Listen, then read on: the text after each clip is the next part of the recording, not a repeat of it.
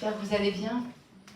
On va se réjouir ensemble. Alléluia. Le premier chant que nous allons prendre, c'est « Quelle grâce incomparable ». C'est une grâce d'être ici cet après-midi. Nous aussi, on est heureux d'être là avec vous. Et j'aimerais qu'on puisse tous se lever et dire « Seigneur, quelle grâce incomparable. Merci Seigneur, tu es le roi de gloire. Tu nous émerveilles par tant de mystères. Et Dieu est avec nous ce matin. Alléluia, cet après-midi. Soyez bénis. On chante ensemble ? Alléluia. On y va ? Avec la lumière, c'est mieux. Allez, c'est parti. Touche rien. Merci.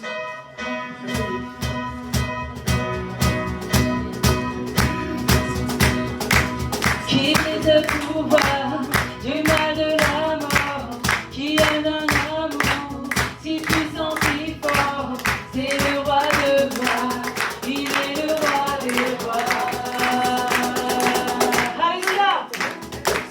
Qui secoue la terre par un saint tonnerre, qui nous émerveille par tant de mystères, c'est le roi de gloire, il est le roi des rois.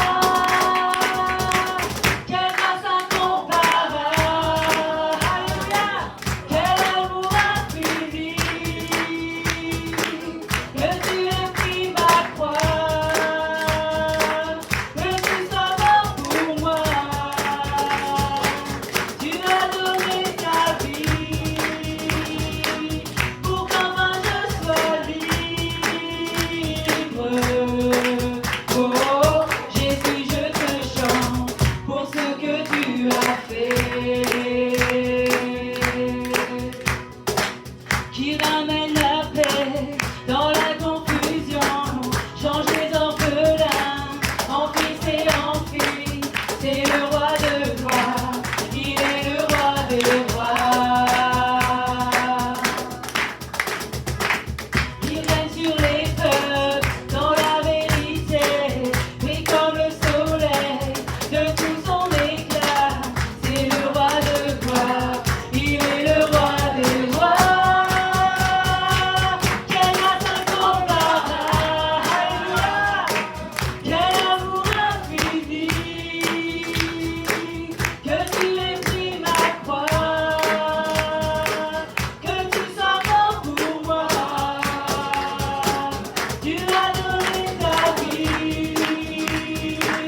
pour qu'enfin je sois libre. Oh, Jésus, je te chante pour ce que tu as fait. Digne l'agneau, digne l'agneau immolé, digne le roi vainqueur sur la mort, digne l'agneau immolé, digne le roi vainqueur sur la mort, digne l'agneau immolé, digne le roi vainqueur sur la mort, digne l'agneau immolé, digne le roi. Quelle grâce incomparable, quel amour infini, que tu aies pris ma croix, que tu sois mort pour moi, tu as donné ta, alléluia Jésus, pour qu'enfin je sois libre. Oh, Jésus, je te chante pour ce que tu as fait. On reprend ensemble, quelle grâce, tous ensemble. Quelle grâce incomparable, quel amour infini, que tu aies pris ma croix, que tu sois mort pour moi, tu as donné ta vie, pour qu'enfin je sois libre. Oh, Jésus, je te chante pour ce que tu as fait. Alléluia. Gloire à toi, Seigneur. Gloire à toi, Jésus. Alléluia, Jésus. Alléluia. À nous la force, la joie du Seigneur. Vous le connaissez ? Oui ? À nous la force, la joie du Seigneur. À nous la puissance.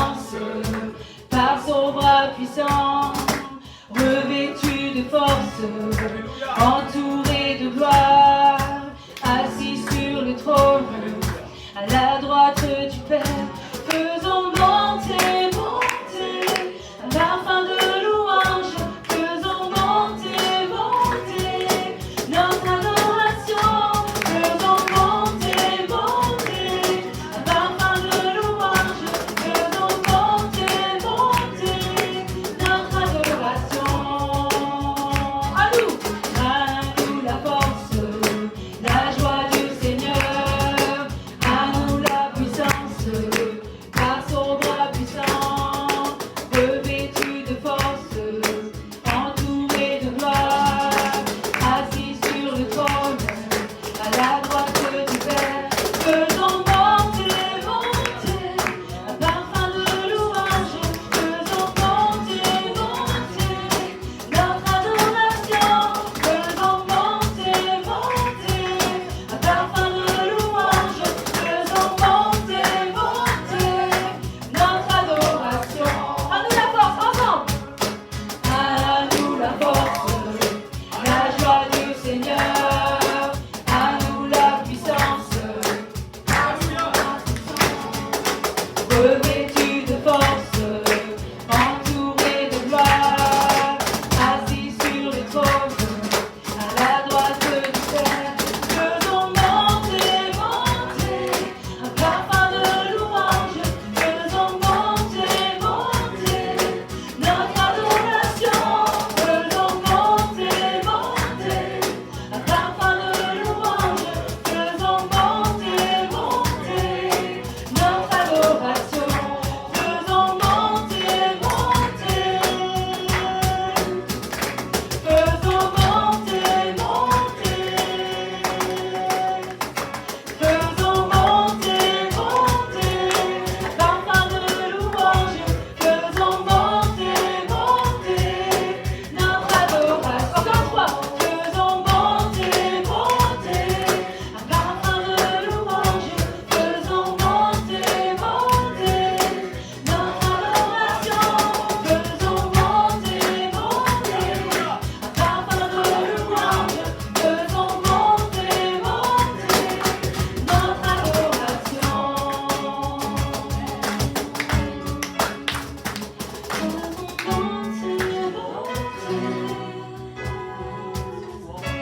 Faisons monter,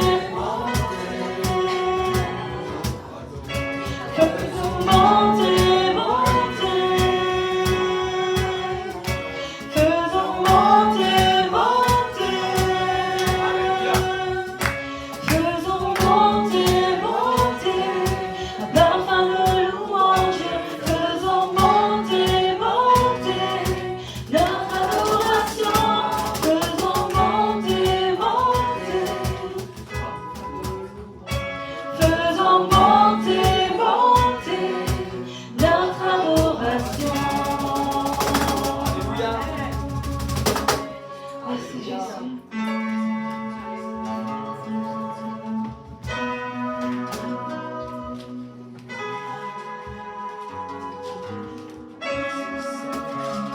Seigneur, cet après-midi, nous voulons te louer et t'adorer, nous voulons te rendre grâce, et nous voulons te bénir, nous voulons te remercier pour ce temps mis à part, ce temps d'inauguration. Seigneur, tu es là, tu es présent au milieu de nous, Seigneur, et tout concourt au bien de ceux qui t'aiment, et nous voulons voir, Seigneur, ta gloire encore en ce lieu, dans les vies, Seigneur. Nous voulons que cette assemblée soit un phare au milieu de cette ville de Pau, Seigneur. Nous voulons, Seigneur, te remercier pour ce qui est en train de s'accomplir, Seigneur, pour les projets, Seigneur, pour les promesses que tu as mis dans les cœurs. Et Seigneur, cet après-midi, nous voulons te louer, nous voulons t'adorer. Nous voulons te bénir et nous voulons venir dans ta présence avec des louanges, avec la reconnaissance et ne pas oublier que toi tu es fidèle, ne pas oublier que toi tu es présent. Et Seigneur, nous voulons venir dans ta présence pour chanter tes louanges et notre reconnaissance de ce que tu vas accomplir cet après-midi et tous les jours, Seigneur. Nous voulons te louer et t'adorer, Père. Amen. Alléluia. Merci Seigneur Jésus. Alléluia. Béni soit Dieu, soit loué. Excusez-moi.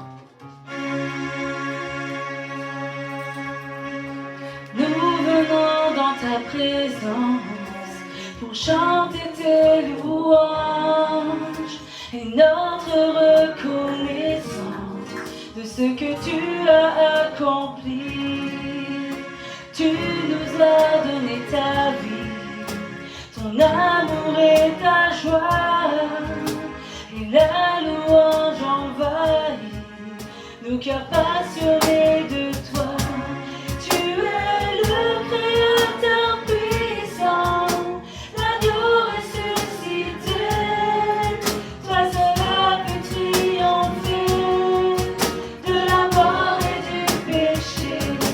Tu as délivré ton peuple pour la vraie liberté. Je veux suivre tes pas, chaque jour être avec toi. Nous venons dans ta présence pour chanter tes louanges et notre reconnaissance de ce que tu as accompli. Tu nous as donné ta vie, ton amour et ta joie, et la louange envahit nos cœurs passionnés de toi. Tu es le Créateur puissant, l'agneau ressuscité. Toi seul peux triompher de la mort et du péché. Tu as délivré ton peuple pour la vraie liberté. Je veux suivre tes pas, chaque jour être avec toi. Tu es le Créateur puissant, l'agneau ressuscité. Toi seul peux triompher de la mort et du péché. Tu as délivré ton peuple pour la vraie liberté. Je veux suivre tes pas, chaque jour être avec toi. Nous venons dans ta présence pour chanter tes louanges et notre reconnaissance de ce que tu as accompli. Tu nous as donné ta vie, ton amour et ta joie, et la louange envahit nos cœurs passionnés de toi. Dernière fois. Tu es le Créateur puissant, l'agneau ressuscité. Toi seul pu triompher de la mort et du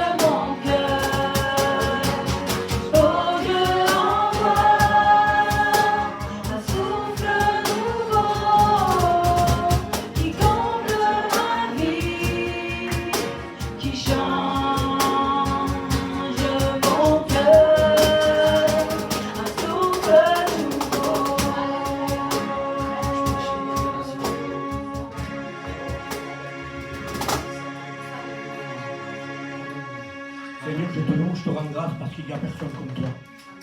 Seigneur, je te loue, je te bénis parce que ta présence est bonne. Merci Seigneur parce que tu sais nous faire du bien.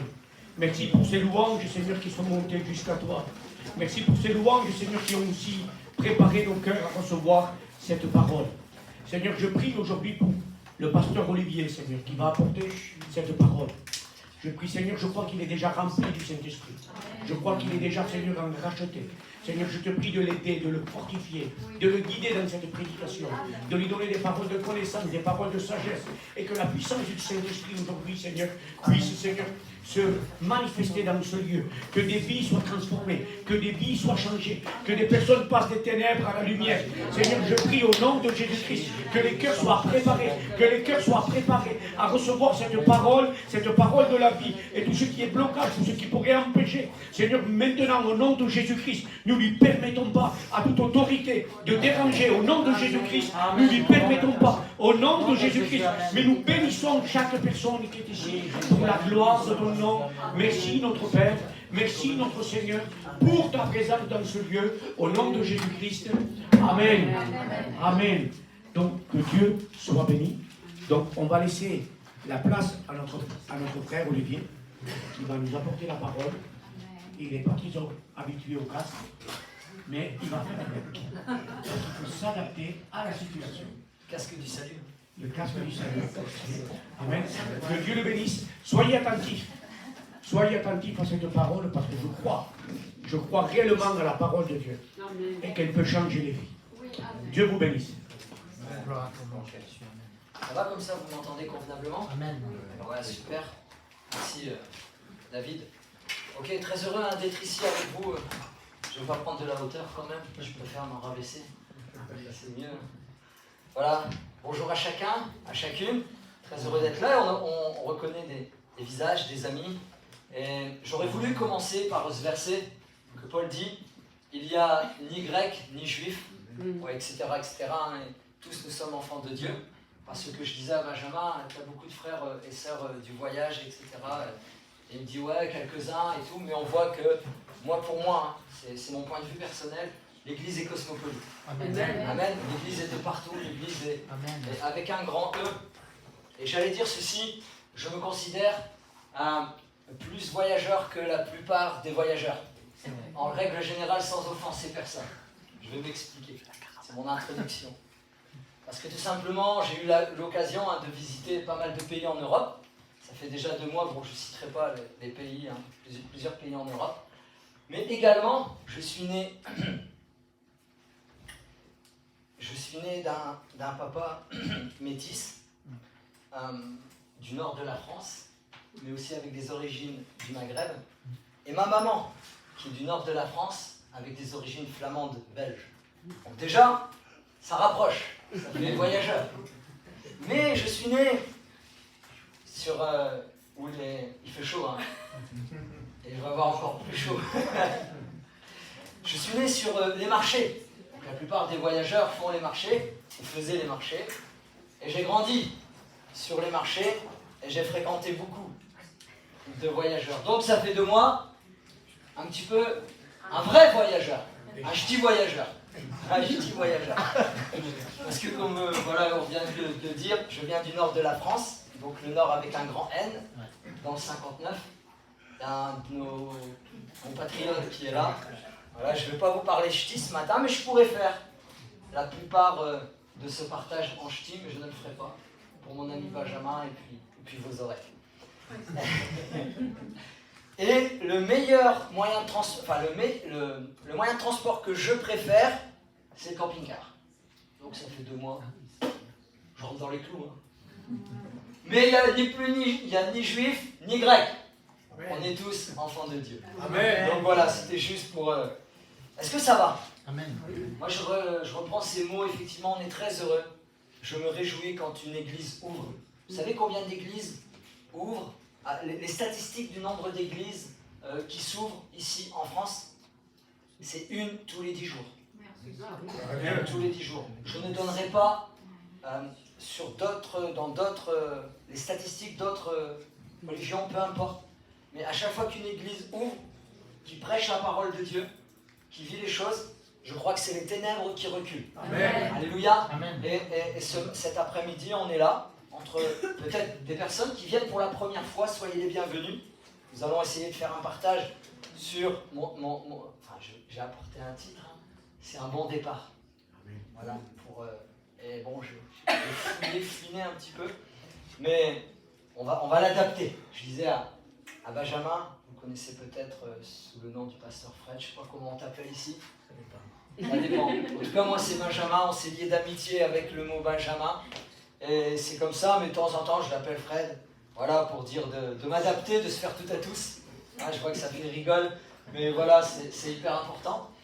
En tout cas, on est heureux d'être ici, comme je le disais, quand une église ouvre, pour nous c'est l'évangile qui perce, qui avance, Amen. et surtout que les ténèbres reculent. Amen. C'est ça notre joie. Amen. Et on est en harmonie, on est ensemble, quelle que soit notre façon de penser ou de voir les choses. Mais moi j'aime l'église avec un grand E. Alléluia. L'église de Christ. Et elle avance ici, sur Pau, localement. Amen. Alléluia. Gloire à Dieu. Alors on est là et je suis honoré. Benjamin, le pasteur Benjamin, il m'a honoré de... Enfin, Benjamin et Emmanuel, elle est où Emmanuel? Je ne la vois pas, on ne sépare pas ce que Dieu a uni, mais elle n'est pas là. Non, je plaisante.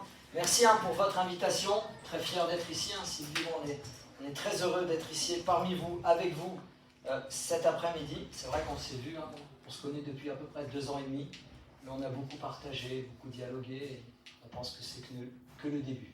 Amen. Amen. Je le dis en tout cas. Amen. Et donc voilà, cet après-midi, ma pensée elle est celle-ci, très simple. Je ne sais pas le temps que ça va durer. Un bon départ. Il y a toujours des bons départs. Amen. Je vais vite aller, et je vais m'expliquer après, bien sûr, parce qu'en plus c'est pasteurisé. Je ne sais pas combien il y a de mètres carrés, mais ça fait un certain nombre de pasteurs au mètre carré ici dans cette pièce. Donc fais attention à ce que tu dis, mon gars. Mais je m'en fiche, j'y vais. Enfin, pas que je m'en fiche des collègues, attention. On y va. Vous êtes avec moi ou pas? Amen. En tout cas, voilà, les frères et sœurs, ils sont là. Je vais parler d'une inauguration très rapide. Une inauguration qui s'est passée dans la parole de Dieu, et tout de suite vos pensées vont se tourner vers l'inauguration du temple que Salomon a fait construire. Il a hérité des plans, etc. Il a hérité d'un certain nombre de quantités de matériaux afin de construire. Après, il s'est arrangé à droite à gauche. Je ne vais pas rentrer dans tous ces détails. Je vais parler rapidement de l'inauguration. On connaît le peuple. Bon, ils ont terminé la construction. Merveilleuse, extraordinaire. Je ne donnerai pas le descriptif de tout ce qui a été mis, mais en tout cas, c'était très bluffant comme temple. On aurait même pu projeter une image, etc. Mais mon point n'est pas celui-ci. Mon point était qu'effectivement, il a convoqué le peuple. Voilà, le peuple a été convoqué et ils ont fait une inauguration extraordinaire. Et puis on connaît aussi la prière que Salomon a faite en ce lieu et la réponse de Dieu. Mais je vais vous lire un texte qui se trouve dans 1 Roi chapitre 8, verset 20. L'Éternel a accompli la parole qu'il avait prononcée. Je me suis élevé à la place de David. Là, c'est Salomon qui parle. De David, mon père. Et je me suis assis sur le trône d'Israël. C'est ce qui a été fait il y avait une vingtaine d'années, quand le roi Salomon s'est assis sur le trône d'Israël. Imaginez à 20 ans. À 20 ans. Comme l'avait annoncé donc l'Éternel. Et je bâtis la maison au nom de l'Éternel. Tout de suite, il met en pratique ce que son père lui avait dit, ce qu'il avait reçu également de Dieu. Il se bâtit un temple. En tout cas, il bâtit la maison de l'Éternel, le Dieu d'Israël. J'y ai disposé un lieu pour l'arche où est l'alliance de l'Éternel. L'alliance qu'il a faite avec vos pères quand il les fit sortir du pays d'Égypte. Mon point est celui-ci, c'est effectivement, il obéit à la parole de Dieu, il obéit à ce que son père lui a transmis, etc. etc. Je vais très vite sur ça, il y a des matériaux, il s'arrange. Et il construit un temple extraordinaire. Vous vous souvenez, le roi David avait cette pensée de dire, moi je vis dans un palais extraordinaire qu'il a fait construire. Et l'arche de l'Alliance, qui représente la présence de Dieu, vit sous une toile, sous une tente. C'était pas logique pour lui. Il avait reçu dans son, j'allais dire dans ses tripes, mais c'était une réalité, au fond de ses tripes, dans son cœur, dans son âme, de construire quelque chose pour là où on va au moins poser l'arche de l'alliance qui représente la présence de Dieu. Dieu lui a dit non, c'est pas toi qui le feras, ce sera ton fils, toi tu as versé trop de sang. Mais je ne rentre pas dans tous ces détails. Salomon arrive, Salomon obéit, Salomon construit, Salomon acquiert en parallèle, c'est un parallèle, d'une grande sagesse. Vous connaissez tous la sagesse de Salomon. Et ils font l'inauguration extraordinaire, il fait la prière, voilà, prière très importante, Dieu répond. Et ça peut interpréter où je ferai un parallèle entre l'Église et le temple, pas du tout. Ne nous y trompons pas. Ne nous trompons pas. Le temple, il y a de l'or. Dans le temple, hein, à l'époque, des tonnes d'or, des tonnes d'argent, des tonnes de cuivre, des tonnes d'arbres, des cèdres du Liban, les plus beaux arbres de l'époque, etc. Tout ça a été détruit quelques années plus tard par l'invasion de Nabuchodonosor, et tout a été détruit. Mais ce merveilleux temple qui était extraordinaire, aujourd'hui ça préfigure chacun d'entre nous. Parce que Dieu ne réside pas dans de la pierre, ne nous trompons pas. Ici, je crois, c'est une salle, c'est un outil de travail pour faire avancer l'évangile. Parce que l'Église, c'est chacun d'entre nous. Dieu réside où? Dieu réside dans nous, dans nos cœurs. Il veut siéger sur le trône de nos cœurs. Faire ce parallèle. Mais pourquoi je parle de ça? Parce que Salomon tout de suite obéit à Dieu. Et tout à l'heure, je disais, et il acquiert une sagesse extraordinaire. Parce que c'était sa prière. Et cette renommée a commencé dans le monde entier de l'époque.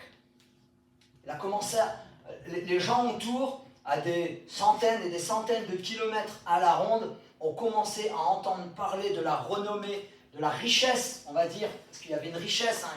Je ne peux pas rentrer dans tous ces détails-là non plus. À l'époque de Salomon, il y avait une très grande richesse. Même l'argent, ça valait presque rien. C'était l'or qui prenait le dessus sur tout. Voilà, l'or était courant au temps de Salomon, mais il y avait une renommée de sa sagesse extraordinaire. Jusqu'à qu'une reine qui s'appelle la reine de Saba en entend parler. Et la reine de Saba, elle a entendu parler de plein de choses, de ces choses extraordinaires, de peut-être... voilà, je ne sais pas trop comment c'est venu à ses oreilles, mais elle a pris une décision, elle a dit, il faut que j'y aille. Il faut que j'aille voir ce qui se passe, il faut que j'aille voir vraiment si réellement cet homme a une sagesse extraordinaire. Et la venue de la reine de Saba. 2 Chroniques 9, verset 1er nous dit ceci. La reine de Saba, ayant entendu parler de la réputation que Salomon avait acquise, vint à Jérusalem pour éprouver sa sagesse en lui posant des questions difficiles. Elle voulait le coincer. Et vous savez ce qui est écrit, ça c'est mon analyse personnelle, je peux me tromper, elle avait ramené plein de choses extraordinaires. Je ne sais pas si elle voulait bluffer Salomon, si elle voulait réellement voir s'il y avait de la richesse, etc. Mais Salomon lui en a donné beaucoup plus. Elle est repartie avec beaucoup plus de ce qu'elle avait ramené. Mais bref, ça c'est pas mon point.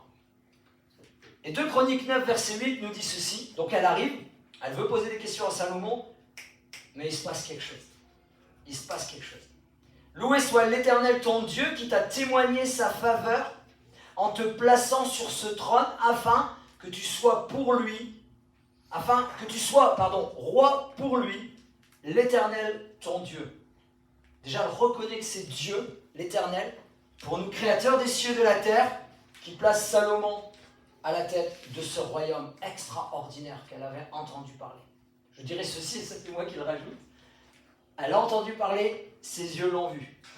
C'est à cause de son amour pour Israël et pour ce peuple, et pour que ce peuple subsiste pour toujours, que ton Dieu t'a établi roi sur ce peuple pour que tu gouvernes avec justice et équité. Cette reine-là, a entendu parler d'une sagesse, a entendu parler peut-être d'une richesse, a entendu parler des choses extraordinaires qui se passaient à cet endroit-là spécifique.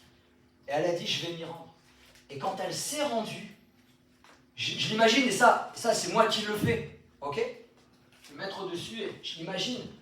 Elle regarde partout. C'était donc vrai. La réalité est là, je l'imagine émerveillé par toutes ces richesses, par toute la sagesse extraordinaire que Salomon communiquait, dégageait. Ses jugements étaient, excusez-moi, je vais le dire, presque impeccables. Presque impeccables. Elle a dit, c'était donc vrai. Bien sûr, je vais reprendre la parole que Jésus dit de la reine de Saba. Jésus parle de la reine de Saba à un moment donné. Et il dit ceci, et c'est pas moi qui je cite les Écritures. Lors du jugement, il répond à des religieux. Les religieux lui posent une certaine question. Matthieu 12, versets 38 à 42, mais on le retrouve dans 2 autres évangiles. Lors du jugement, la reine de Saba se dressera en même temps que cette génération et elle la condamnera. En effet, elle est venue des extrémités de la terre pour écouter la sagesse de Salomon. Jésus qui le dit. Hein.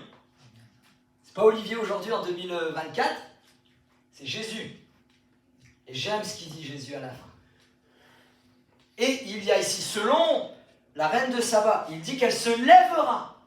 Waouh, moi ça me parle ça. Et il y a ici plus, il y a ici bien plus que Salomon. Moi je crois, selon la parole de Jésus, si je l'analyse, il dit ceci, qu'elle se lèvera. Et elle jugera. Je ne vais pas rentrer dans les détails, mais parce que ce n'est pas mon point. Vous allez voir où mon point il vient. Mon point est celui-ci. Mon titre est ça ce matin, un bon départ. Salomon prend le relais. Salomon construit des merveilles. Parce qu'il n'a pas construit que le temple, il y a plein d'autres choses qui prennent place. Il y a des choses extraordinaires. L'argent vaut peu. L'or est très courant. Il y a une abondance incroyable. Il y a une bénédiction qui est là. La sagesse de Salomon, incroyable. Et elle regarde, elle dit, c'était donc vrai. On m'avait dit, le peu que j'ai entendu, c'est bien plus que je vois de mes yeux. Mais tout ceci a eu un commencement. Tout ceci a eu un point de départ. Tout ceci a eu, je dirais, les balbutiements. Vous voulez les lire avec moi, les balbutiements ? Tout ceci a commencé quelques décennies avant. Quelques années avant, dans ce qu'on appelle la grotte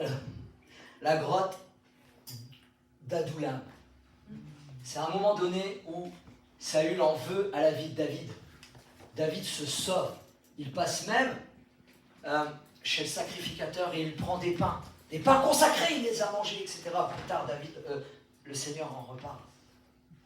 Mais tout a commencé avec ceci et avec ce genre de personnes. Souvent, nous les pasteurs, on veut des leaderships, des gens qui marquent. Moi, je crois que ça vient au fur et à mesure. Je crois que ça vient en se construisant. Je crois que ça vient... Parce que David, il a commencé avec une équipe incroyable. 1 Samuel, chapitre 22, verset 1er, tout a commencé là. Tout le royaume d'Israël, avec la génération de David, a commencé là. David partit de là et se sauva dans la caverne d'Adullam. La caverne d'Adullam, ça signifie justice du peuple, ou l'enclos. Ses frères et toute la maison de son père l'apprirent et ils descendirent vers lui. Et la suite est très intéressante. Tous ceux qui se trouvaient dans la détresse, il a commencé avec tous ceux qui se trouvaient dans la détresse. Amen. Qui avaient des créanciers. Ceux qui étaient dans la dèche, ceux qui avaient des problèmes, ceux qui avaient des difficultés.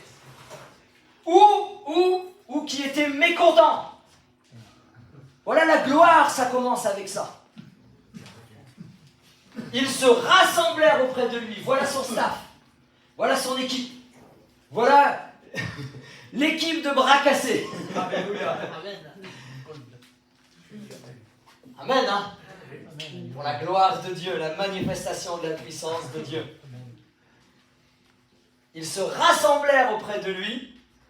Et c'est un geste, hein, c'est pas... Et il devint, imaginez c'est David, et il devint leur chef. Voici mon équipe. Pardonnez-moi, il n'y a personne qui a le bras cassé ici. Vous comprenez ce que je veux dire. Et Et voici, je commence avec mon équipe de bras cassés. Et qu'est-ce qu'il a fait? Il a pas... Seigneur, mais tu te rends compte ce que tu m'envoies? N'oubliez pas que quelques années auparavant, je ne sais pas exactement le nombre, mais Samuel est venu vers lui. Hein. Il est venu dans la maison de son père. Et il a dit, ils sont là tous tes fils, monsieur Isaïe? Non, il en reste un. C'est vrai, il en reste un. Il est au champ. Il garde les brebis. Le gars gardait les brebis, mais personne ne savait ce qu'il lui avait dans son cœur. La Bible nous révèle plus tard qu'il gardait les brebis de tout son cœur. Il écrivait peut-être à ce moment-là des psaumes. En tout cas, le psaume 23, c'est vraiment un berger qui l'a écrit. C'est vraiment quelqu'un qui s'y connaît dans ce domaine. Vous savez, quand il gardait les brebis, il était seul certainement. Il dormait dehors. Il y avait tout un contexte. Hein. Vous aimeriez vous dormir avec les brebis? Non. Honnêtement, dans l'étable, dehors, avec elle, toute seule. Et on se rend compte qu'il est protégé comme un vrai berger. Quand l'ours attaquait, ou le lion, moi j'étais là, je défendais. Waouh! Moi je dirais à l'ours, vas-y, prends-en une, et vas-y, pars et reviens plus. Ah non, vous auriez attaqué un ours? Non, un ours. Vous voyez ce que je veux dire? L'équipe, elle a commencé là. Il avait été oint par Dieu pour devenir futur roi. Il y a tout un contexte qui est là. Mais c'est à ce moment-là que ça a commencé. Il y a la fuite, il fuit, il se sauve. Saül, il en a marre, il veut vraiment l'assassiner, il veut vraiment le tuer. Protégé miraculeusement par Jonathan. David et Jonathan avaient fait comme un compromis. Voilà, si ça se passe comme ça, si je tire les flèches à tel endroit, tu peux revenir à tel endroit, tu pars, etc. etc. Il se rendit compte, même Jonathan, surpris, c'est pas possible. S'il voudrait tuer, il me le dirait, etc. etc. Mais voilà, Jonathan a été un instrument pour sauver David, parce que le but de Dieu était que David prend la suite, la succession, que David devienne le deuxième roi. Et souvent, nous, on veut que ça commence, il faut que ça claque. C'est vrai ou pas? Il faut que ça claque là. Mais non, on commence avec ce qu'on a. On commence, et lui, il a commencé avec 400 personnes, peut-être, mais il fallait conquérir tout un royaume. Et il a commencé avec cette équipe-là, qui était dans la détresse, qui avait des créanciers, qui avait des difficultés, qui avait peut-être même des... Et moi, ça me fait penser à Jésus. Ça me fait penser à Jésus. Quand Jésus a commencé, il y avait un staff de 12 personnes, tous les staffs du monde, sauf celui-là. Sauf celui-ci. C'est pas possible. Les gars, ils étaient jaloux les uns envers les autres, ils se regardaient les uns aux autres, ils se comparaient les uns les autres, ils parlaient les uns sur les autres. Une des mères a dit, voilà, tu mets mon fils à droite, et mon autre fils à ta gauche, allez, vas-y, tout le monde. Waouh, Seigneur, c'est qui le plus grand? Waouh, vous imaginez un peu? Et pourtant, ils ont changé le monde. Ils ont, plus tard, par la grâce de Dieu, par l'action de Dieu, ils ont changé le monde. Amen. Alléluia. Mais il a fallu tout un processus. Et là, c'est la même chose. Moi, je crois que nous devons commencer avec ce que nous avons, avec qui nous sommes. Quand on est venu au Seigneur, pour ceux qui sont venus au Seigneur, est-ce que vous étiez parfaits? Non. Est-ce que nous sommes parfaits aujourd'hui? 5 ans après, 10 ans après, 20 ans après, 30 ans après, 40 ans après, 50 ans après pour ceux qui sont convertis depuis 50 ans? Non! On doit passer par le creuset afin d'être épuré comme l'or et l'argent. Mais jour après jour, semaine après semaine, mois après mois, et je dirais même ceci, année après année. Alléluia. Le Seigneur bâtira son église. Amen. Gloire à Dieu. C'est le Seigneur qui bâtit son église. C'est pour ça que nous, serviteurs de Dieu, je dirais à plein temps, parce que nous sommes tous serviteurs et servantes du Seigneur, mais nous nous réjouissons quand une église ouvre. Oui, je le disais tout à l'heure, parce que nous croyons que les ténèbres reculent, mais peu importe, nous sommes ensemble, d'un même cœur, d'un même désir de voir cette ville de Pau. Par la foi, nous pouvons le dire. Oui, Seigneur, j'espère que tu as un peuple nombreux dans cette ville. Amen. Et ces agglomérations, je dis agglomération, ces villages autour. Oui, Seigneur, une percée pour l'évangile. Alléluia. Une vraie percée pour l'évangile. Peut-être quelqu'un est ici qui ne connaît pas, qui ne comprend pas les choses, qui ne saisit pas les choses. Tu as besoin de la grâce de Dieu dans ta vie. Dieu fait la différence. Jésus a dit ceci dans Matthieu 16, 18, « Je bâtirai mon église, et que les portes du séjour des morts ne préviendront point contre elle. » Amen. Et l'église a commencé quelque temps après, le jour de la Pentecôte, ça a démarré là. Ils ont perdu Jésus. Jésus est reparti, les a enseignés pendant 40 jours. Il a été avec eux, il est ressuscité. Bref, il a été avec eux. Puis après, il est parti, ce qu'on appelle l'ascension. Il n'était plus là. Et qu'est-ce qu'ils ont fait? Ils ont fait exactement ce que Jésus leur a dit. Ne partez nulle part. Restez ici, à Jérusalem. Et ils ont prié. Alors, on nous dit qu'ils ont prié pendant un certain temps. Mais on ne sait pas comment. On ne sait pas s'ils sont restés 10 jours comme ça. Hop, en attendant, en priant. Ou est-ce qu'ils sont rentrés chez eux et chaque jour revenaient à la chambre? Tout ça, il y a des petits détails, on ne sait pas. Mais ce qu'on sait particulièrement, c'est qu'ils étaient 120. Ils étaient 120. Il y avait qui? Il y avait les futurs apôtres. Là, ils ne sont pas encore apôtres. Ah ouais, ils ne sont pas encore apôtres. Ils n'ont pas encore ouvert des églises, ils ne sont pas encore partis, etc. Non. Ils sont disciples, il s'est passé des choses spécifiques, très particulières. Mais ils ne sont pas encore apôtres. Il y a les femmes, il y a le staff, on va dire, la logistique de Jésus, la logistique qui avait suivi Jésus à l'époque, était là également. Il y avait des disciples, différents disciples. Et la particularité, c'est qu'il y avait la mère et les frères de Jésus. Ils étaient là et ils priaient et ils cherchaient. Mais ce qui est bien, ce qui m'interpelle, ce qui me frappe plus, nous on connaît l'histoire. Nous on connaît l'histoire. Et souvent on va dire, ouais, ça va se passer comme ça, niet. Non. Pourquoi on va dire ça c'est... Parce que ça c'est... Non. Mais eux, ils ne connaissaient pas l'histoire. Jésus leur a pas dit, dans 10 jours, il va se passer ça. T'inquiète, Pierre, tu vas prêcher, tu vas te lever, tu vas annoncer. T'inquiète. Il n'a rien dit. Nous, on connaît l'histoire. On connaît tellement l'histoire qu'on en oublie. Qu'on s'imagine qu'on pense que... Non. Ils étaient comme vous. Et ils ont commencé. Et ils ont cherché Dieu, ils ont prié. On ne sait même pas de quelle façon, etc. On ne sait pas. Mais ils ont prié. Peut-être que Jésus leur a appris. On peut spéculer sur plein de choses. Mais en tout cas, il s'est passé le miracle. Quelques 10 jours après. Le ciel s'est ouvert, le Saint-Esprit est descendu. Vous irez relire Acte 2. Mais il y a quelque chose de spécifique qui se passe.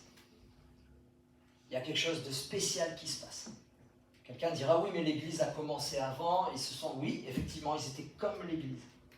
Ils étaient réunis ensemble, ils priaient, ils cherchaient. Et moi, je vois ce qui se passe, quelque chose de très spécifique. C'est qu'un homme qui s'appelle Pierre, la Bible nous dit, rempli du Saint-Esprit, il ose se lever. Puis tout le monde dit, waouh, moi je veux être un Pierre. Mais quelques semaines auparavant, Monsieur Pierre, le mec qui dit à Jésus, moi je te suis à la vie, à la mort, prêt à dégainer son épée. Quelques heures plus tard, après avoir dégainé son épée et être repris par Jésus, et lui dit, quelques heures avant, Jésus lui avait dit, tu vas me trahir, jamais. Tu vas faire ça, jamais. Moi je suis avec toi jusqu'au bout. Et il trahit Jésus devant une petite madame. La Bible nous dit que c'était une servante. Vous savez que même devant un tribunal, le témoignage de cette dame n'aurait pas été pris en compte. Et il s'esquive devant. Et quelques 50 jours plus tard, il se lève. Waouh, le gars, il a changé là, il a été transformé. Il se lève. Il annonce l'évangile avec assurance devant les religieux de l'époque, devant des personnes qui viennent un peu partout, avec des langues différentes, etc. Bref, ils viennent pour juste adorer Dieu. C'était le temps de la Pentecôte. Et il commence à se lever. Et il commence à annoncer, voici, j'annonce Jésus que vous avez crucifié, etc., etc., etc. Il annonce les choses. Et moi j'aime. Acte 2, verset 37, il dit, après avoir entendu ce discours, ils eurent le cœur vivement touché. Et il dira à Pierre et aux autres apôtres, hommes et frères, qu'est-ce qu'on doit faire? On est là, on vous entend, qu'est-ce qu'on fait? Bon, Pierre leur répond. Et la Bible nous dit, ceux qui acceptèrent sa parole furent baptisés. Et en ce jour-là, le nombre des disciples s'augmenta de 3. De 3000. Bon, il y avait comme une prédisposition, à un réveil, à un miracle, à un prodige, à des choses extraordinaires. Gloire à Dieu. Mais ce que je veux dire par là, mon point est celui-ci, c'est que ça a commencé avec 120 personnes qui ne savaient pas ce qui allait arriver, ce qui allait se passer, qu'ils avaient des directives, qu'ils avaient une orientation, qui avaient véritablement, Jésus leur a dit des choses, mais ne savaient pas trop comment ça allait se passer. Et comme je le disais tout à l'heure, de quelques années, 3 ans et demi avec Jésus, même à la fin du ministère, avant que Jésus s'en aille, etc., avant la crucifixion, ils n'avaient pas tout compris. Je connais beaucoup de pasteurs, ils auraient étranglé certains des disciples. C'est vrai ou pas? Allez les pasteurs, dites pas oui, dites pas non, mais je sais comment vous pensez. Ils les auraient étranglés. Parce que ça aurait... Jésus l'a dit un peu. Il y en avait marre des fois. Combien de temps vous supporterai-je? Jésus est amour. Jésus est plein d'amour. Il est pas plein d'amour, pardon. Il est amour. Il est la source de l'amour. Mais il a quand même dit combien de temps je vais vous supporter? Si moi je le dis en français courant, j'en ai marre de toi. Mais pourtant, ils avaient été choisis. Parce que Jésus avait prié toute la nuit. Et ils avaient eu telle et telle personne. Alléluia. C'est pareil comme David. David n'a pas fait son choix. Si David y avait fait son choix, vous savez ce qu'il aurait fait? Il aurait pris les meilleurs. Il aurait pris les meilleurs. Il aurait pris les plus beaux. Il aurait pris les plus forts. Il aurait pris les meilleurs guerriers, etc., etc. On va conquérir, on va faire un nouveau royaume. Mais non. Dieu lui a donné tout ce qui restait de bras cassés. Rigolez, regarde pas ton voisin. Tous les bras cassés qui restaient, tous les mécontents, tous ceux qui avaient des têtes, il a dit, voilà ton staff, voilà ton équipe, vas-y, et c'est moi qui t'envoie. Moi je crois à Benjamin, Emmanuel, et toute l'équipe, Dieu vous envoie. Amen. Dieu vous envoie Je dis pas que c'est des bras cassés, je veux pas chaque personne cet après-midi, mais ce que je veux dire par là, Dieu utilise. Un jour, vous savez ce que j'ai vécu dans ce contexte-là où, effectivement, il faut toujours, quel que soit le contexte en fait, on fait avec les personnes qu'on a et on avance ensemble en apprenant à s'aimer avec amour, avec patience, avec bienveillance, etc., etc. Et moi, je me plaignais quand même. J'étais dans ce contexte-là et tout, et vous savez, nous les pasteurs, on a toujours sujet à se plaindre. Et je me plaignais, et puis j'avais été invité bon, bien sûr, chaque année dans notre mouvement, on fait un temps de jeûne et prière, une semaine de jeûne et prière avec les missions intérieures, donc il y a France Nord, France Sud, et puis j'étais allé à Mission Intérieure, et puis il y avait une sorte de prophète qui était, un prophète qui était venu, et moi je lui dis, je vais aller voir, je vais m'annoncer la parole, et puis Dieu va faire un miracle, là où je suis, alléluia, et Dieu va m'envoyer les leaders dont j'ai besoin. Dites Amen. Amen. Et moi je vais le voir, Seigneur, j'avais préparé dans mon cœur, Dieu tu dois me dire ça. Ça va me booster, ça va m'encourager, je vais repartir. Avec l'analyse faite, c'est ça.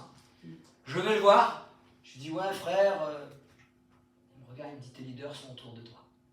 Mais non, c'est pas ce que je voulais entendre. Les leaders, ils sont autour de toi, Benjamin. Les leaders et les leaders sont autour de toi. Ton staff, il est là, il est avec toi. N'essaie pas de voir ailleurs, n'essaie pas. Développons le potentiel qui est en chacun d'entre vous et puis mettez-les au service de Dieu, au service de l'Église, au service des autres et ça va multiplier, ça va croître. Moi je le crois de tout mon cœur. Alléluia. Gloire à Dieu. Plus tard, Pierre continue à prêcher. Souvent on dit ouais c'est très rapide sauf qu'on ne sait pas. Parce que les Actes des Apôtres pour nous on le lit en 3 jours pour les bons lecteurs, en 2-3 jours, même pour un très bon lecteur en une soirée, et puis il va se dire, wow, les semaines passent vite dans les Actes des Apôtres. Non, les Actes des Apôtres durent plus de 30 ans. Et on ne sait pas combien de temps après, quelques temps plus tard, Paul il n'est pas encore là, chaque chose en son temps, Pierre reprêche, il y a tout un contexte, et là encore plusieurs âmes se convertissent, et ils crurent en la parole de Dieu. Je ne donne pas 5000 âmes, ok, mais peu importe, quand l'annonce de l'évangile, quand l'évangile est annoncé, eh ben, l'évangile répercute. Il y a une répercussion. L'évangile touche des cœurs, la parole de Dieu change des vies. Amen. Amen. Et après, on voit plus tard, il a même changé le cœur d'un des terroristes de l'époque. Ah oui, hein. Paul n'est ni plus ni moins un terroriste. Hein. La plupart d'entre nous, on va dire, ouais, mais tu te rends compte, tu parles de Saint Paul, là. Attention, hein. Non, c'est un terroriste. Aujourd'hui, Paul, il serait aujourd'hui, dans le contexte qu'il était, il y aurait la calache. Peut-être pas le bandeau dans les cheveux ou je sais pas trop quoi, mais il aurait il y aurait eu une calache. Parce que lui, il était mandaté par les chefs religieux pour arrêter les gens.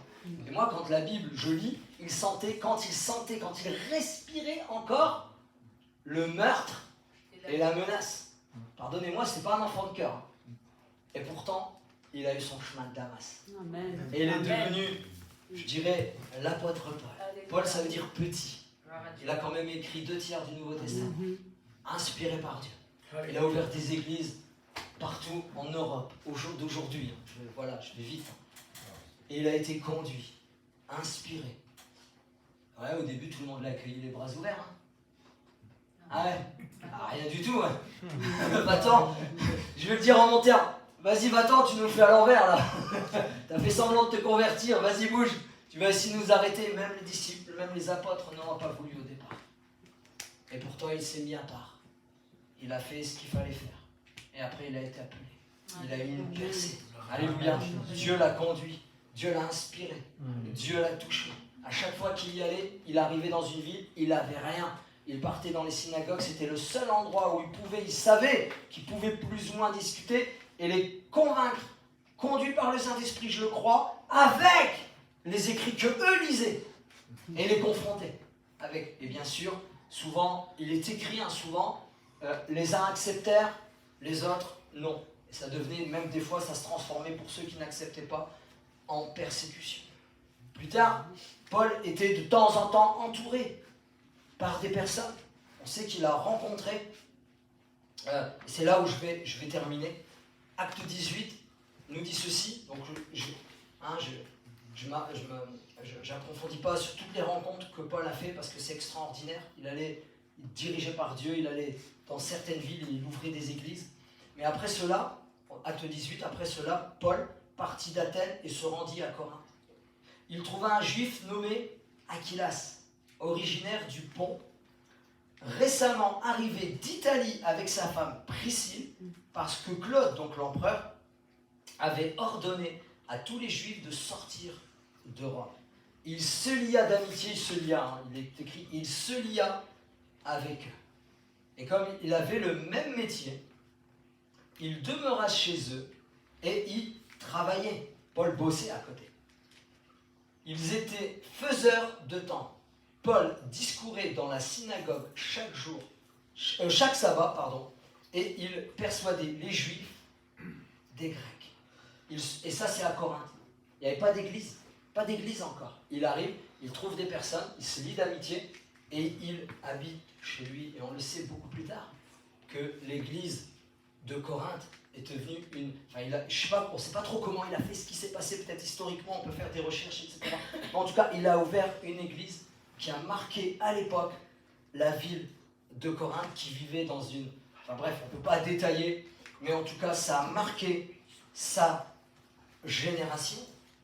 Moi, je crois que vraiment, quand une église ouvre, elle brille là où il est, que ce soit dans le quartier, que ce soit dans la ville, etc. Nous avons une connaissance d'une personne, d'une église qui se trouve lointain, je ne dirais pas de nom, je ne dirais pas de... Voilà. Connecté comme ça. Je me souviens, le frère disait, voilà, il y avait ils avaient la meilleure des équipes qui était très similaire à celle de la grotte d'Adoulam. Très similaire. Des revendicateurs, des gens qui avaient des créanciers, etc., etc. Et ils ont ouvert dans un ancien club de filles, là où il y avait des choses qui n'étaient pas terribles. Vous savez, des boîtes de nuit, mais pire encore. Voilà, je ne rentrerai pas dans le détail. Les clubs de danseuses ont dit, voilà. Et ils ont ouvert une église dans ça. Ils ont racheté le bâtiment. Ils ont ouvert une église dans un truc comme ça. Et au fur et à mesure, ils ont travaillé. Ils ont travaillé à l'évangile. Ils ont commencé, voilà, à faire ce qu'il faut faire. Et je crois qu'aujourd'hui, c'est une église qui impacte énormément dans les nations, tout simplement. Je n'entrerai pas dans de détails. Mais il faut un commencement. Amen. Il faut un début. Il faut un balbutiement. Blablabla. T'as compris? Voilà. J'avais dit que j'étais un peu gitan. Il faut commencer. Et moi, je voulais juste arriver à dire ceci.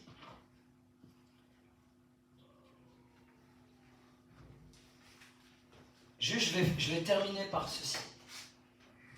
Et quand Silas et Timothée furent arrivés de la Macédoine, il se donna tout entier à la parole, attestant aux Juifs que Jésus était le Christ. Les Juifs faisaient, on peut revenir peut-être, Sylvie. Les Juifs faisaient alors de l'opposition en se livrant avec des injures. Paul secoua ses vêtements et leur dit: que votre sang retombe sur votre tête. J'en suis pur. Dès maintenant, j'irai vers les païens. Et sortant de là, il entra chez un homme nommé Justus, homme craignant Dieu, et dont la maison était contiguë à la synagogue. Cependant, Cryptus, le chef de la synagogue, crut au Seigneur avec toute sa famille, et le Seigneur et plusieurs Corinthiens qui avaient entendu Paul crurent aussi et furent baptisés. Commence à avoir une pression, commence à avoir une persécution, écoute bien, commence à avoir une pression. Le gars se met à travailler pour le Seigneur, se met à enseigner, se met à faire ce qu'il avait reçu sur le cœur, et tout de suite, il y a eu de l'opposition. Tout de suite, il y a eu de l'opposition, personnellement, physiquement. Et c'est dans ce contexte-là que Dieu, pardonnez-moi, parle à Paul et lui dit ceci. Le Seigneur dit à Paul en vision pendant la nuit. La pression, la persécution, l'opposition verbale, physique. Et lui dit: ne crains point, mais parle, ne te tais point, car je suis avec toi. Et personne ne mettra la main sur toi. On ne te touchera pas. On te fera croire qu'on va te toucher, mais personne ne mettra la main sur toi pour te faire du mal. Parle, continue, accroche-toi, persévère, Alléluia. Va de l'avant, ne te tais pas. Amen. Car j'ai un peuple nombreux dans cette vie. Amen. C'est dans ce contexte-là où Dieu dit ceci à l'apôtre Paul. Avec votre permission, nous arrivons à la fin de cet échange, de partage. Je voulais tout simplement dire que toutes les belles choses de Dieu, toutes les grandes choses de Dieu, commencent avec un commencement, commencent avec un début, commencent vraiment avec ce que Dieu nous donne. Et ça peut prendre des proportions. Ça peut prendre des directions. Et bien sûr, c'est pas les pierres qui comptent. C'est les pierres que vous êtes, que nous sommes. Chacun d'entre nous. Nous sommes un édifice.